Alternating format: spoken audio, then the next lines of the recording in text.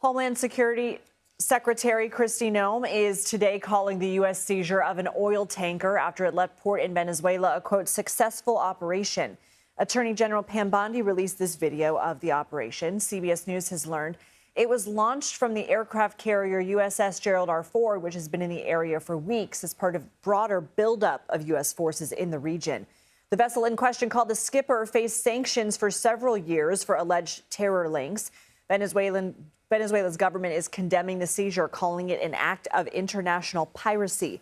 CBS News White House reporter Olivia Rinaldi joins us now from our Washington newsroom. So more than 30 U.S. sanctioned oil vessels are doing business in Venezuela. Has the White House indicated that it may make further seizures?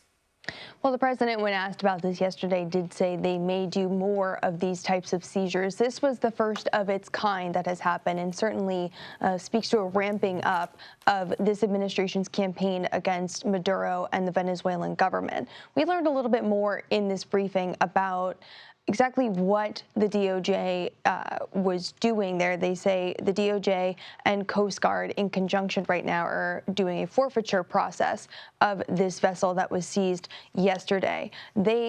Caroline Leavitt, during the briefing, said that part of the reason why this ship was seized was because they believe it was bringing non-sanctioned oil to the IRGC, which is quite notable there because that shows that there's perhaps more coordination between Venezuela and Iran that this administration is honing in on, which may give more of information, ideas as to why this administration has gone so hard against Venezuela, not only as it relates to the supposed narco-terrorists that they say they're targeting, but now as it relates to the global oil trade.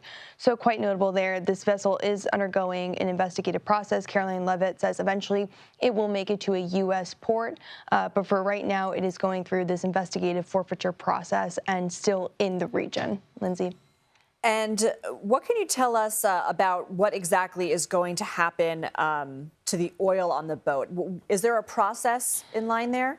So Caroline did kind of speak to this a little bit. She said that there is a legal process that this is going to have to go through. But at the end of the day, the U.S. is going to seize the oil that is on board of this ship. Olivia Rinaldi, thank you.